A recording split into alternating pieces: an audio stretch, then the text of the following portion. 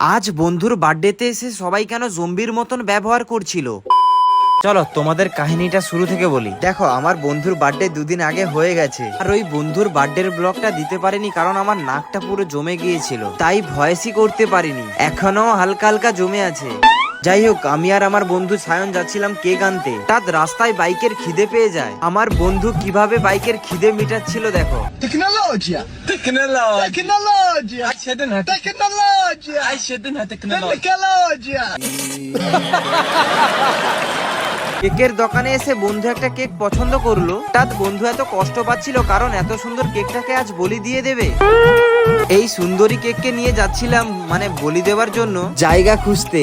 জায়গা খুঁজে এই সুন্দরী কেকটাকে যখন বলি দেওয়া হয় তারপর যা হলো।